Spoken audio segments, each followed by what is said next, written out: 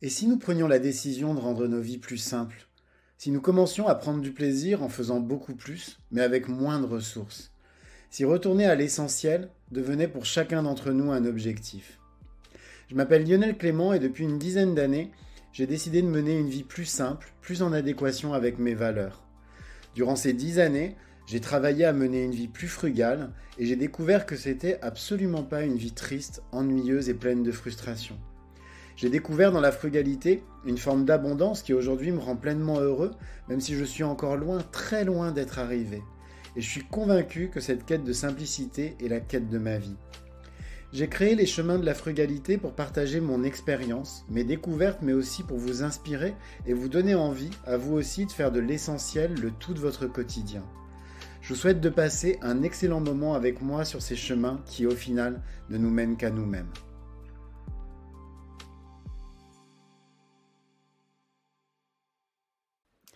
Vous savez quoi? En fait, je fais partie de ces gens qui sont vraiment résolument optimistes. Alors attention, ça signifie absolument pas que je suis quelqu'un de naïf, loin de là.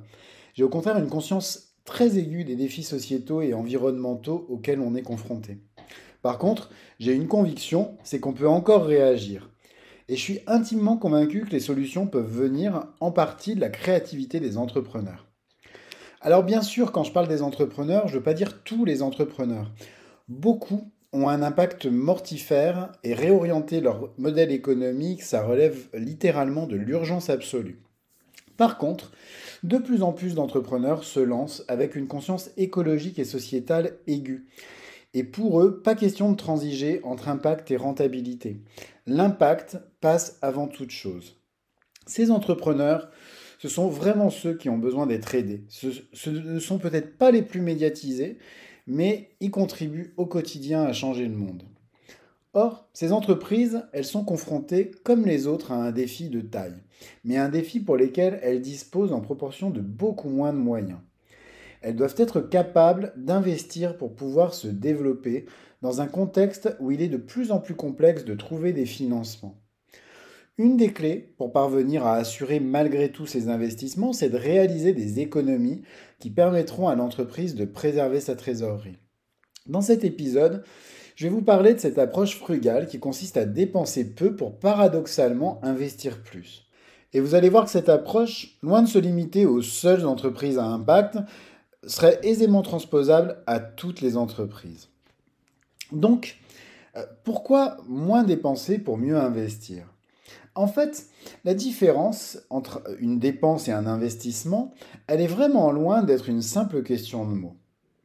Une dépense, c'est une somme d'argent qui est dépensée justement pour assurer le fonctionnement quotidien et régulier d'une entreprise ou d'une organisation. Par exemple, on va mettre dans les dépenses le coût des locaux, l'énergie, Internet ou encore tout le matériel courant.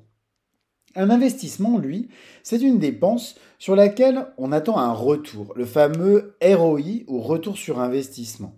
Cette somme engagée, elle va permettre de développer l'entreprise et d'assurer sa pérennité. Parmi ces investissements, on peut placer par exemple le coût de la recherche, l'achat de machines liées à la production ou encore les ressources humaines qui, on l'oublie souvent, constituent un investissement sur l'avenir d'une entreprise.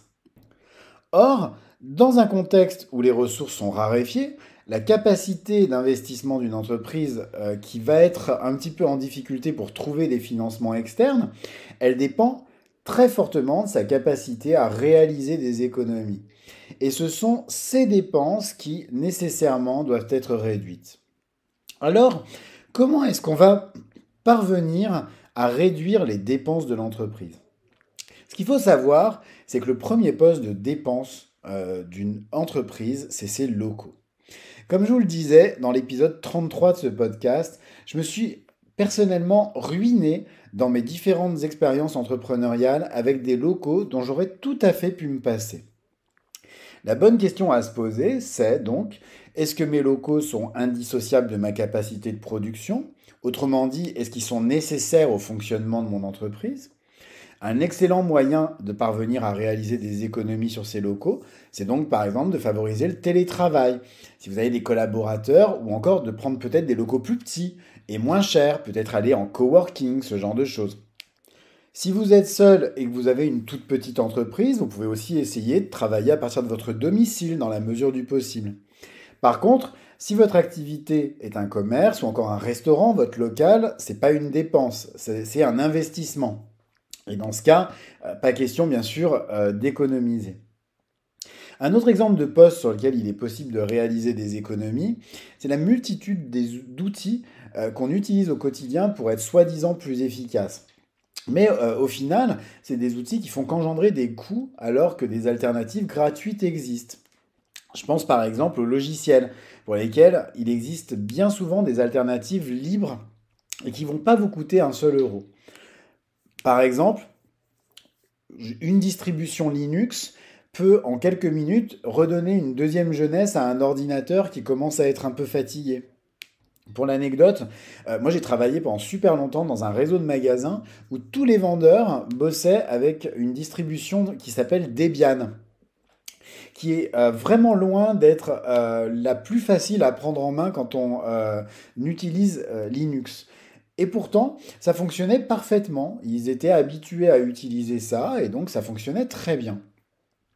Vous allez me dire que ce sont peut-être juste des économies en fait de bout de chandelle. Eh ben, croyez-moi ou non, mais pour ma seule petite entreprise, faire ce travail de fond m'a permis à l'époque d'économiser quasiment 500 euros par mois. Et c'est loin d'être négligeable quand on est tout seul. Et donc, vous imaginez pas le coût, par exemple, de plein de choses, des licences Microsoft, par exemple, dans des grosses organisations. Là, on est vraiment sur des coûts qui se chiffrent en plusieurs centaines de milliers d'euros, alors qu'on peut faire autrement, alors qu'il y a des alternatives qui sont possibles. Bien entendu, ce sont que des exemples. Ce qu'il faut garder à l'esprit, c'est que traquer le gaspillage, ça doit être vraiment, quand vous êtes entrepreneur, votre priorité principale pour renforcer votre capacité d'investissement. Alors maintenant qu'on a fait des économies, comment est-ce qu'on va investir? Eh bien, c'est très simple, il faut revenir à vos objectifs. Alors moi, pendant très longtemps, j'ai pensé que l'exercice qui consistait à réaliser un business plan, c'était un exercice qui était complètement ridicule, que c'était vraiment une perte de temps.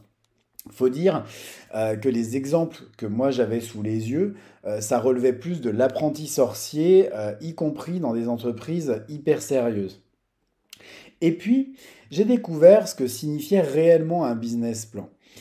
Découverte qui pourrait se résumer en fait par ces mots très simples. Comment se donner en fait les moyens de ses ambitions. C'est pour cette raison que la première étape, elle consiste à être vraiment très clair avec ses objectifs, même pour une toute petite entreprise. C'est quoi donc vos objectifs à 3 ans par exemple?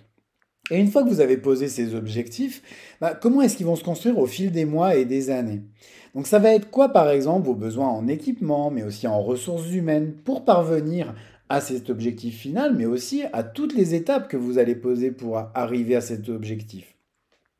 Et enfin, quels vont être les critères qui vont vous permettre de valider que à chaque étape, vous êtes bien sur la bonne voie? Et ça, c'est des critères au-delà même du seul chiffre d'affaires, hein. Peut-être que c'est aussi, par exemple, des critères que vous allez pouvoir fixer aussi, peut-être pour vous alerter à un moment, par exemple, tiens, ce critère va me permettre de voir si peut-être je suis en train de sortir de ma route et si j'ai besoin de réorienter ma stratégie, par exemple. Bref, quels sont les critères qui vont vous permettre de piloter? En fait, définir vos besoins en investissement, ça relève pas du tout de la médiumnité comme on peut voir ça dans beaucoup d'entreprises. Pire, moi j'ai même vu des personnes qui travaillaient leur business plan en fonction de ce qu'avaient envie d'entendre leur banque ou encore leurs investisseurs. Et là aussi, c'est totalement ahurissant. C'est au contraire vraiment un exercice qui est passionnant et qui permet d'anticiper en profondeur le pilotage opérationnel de son entreprise. À condition, bien sûr, hein, je me répète, d'avoir très clairement défini ses objectifs. Personnellement, j'ai aucun doute qu'adopter une approche frugale risque de devenir la norme dans toutes les entreprises, quelle que soit leur taille, si celles-ci veulent continuer à investir dans leur mission. Voire même, hein, au-delà de ces missions, investir dans leur impact. C'est-à-dire développer par exemple une logique redistributive des bénéfices plutôt que de viser simplement le fait d'engraisser des actionnaires. ou pourquoi pas investir dans de réelles actions sociétales ou environnementales. Mais bien sûr, là j'extrapole et nous sortons de l'objectif de cet épisode. Mais très clairement, je pense qu'il est vraiment temps aujourd'hui que la plupart des entreprises se remettent fortement en question sur leur mission. La mission d'une entreprise aujourd'hui, en 2023, ne peut plus être simplement le fait de gagner de l'argent. Cet épisode des chemins de la frugalité est maintenant terminé. Alors comme d'habitude, je vous invite, si vous aimez mon podcast, à vous y abonner et à lui mettre, pourquoi pas, une note sur votre plateforme de podcast préférée. 5 étoiles, ce serait super cool. Ça va beaucoup m'aider à bien le référencer, donc à faire en sorte que mon podcast soit visible sur ces plateformes, lorsque des personnes cherchent des contenus. Et puis sinon, vous pouvez également le partager autour de vous afin de le faire connaître à vos proches. En attendant, je vous souhaite à tous une très très belle journée et puis je vous dis à demain pour un nouvel épisode. Au revoir.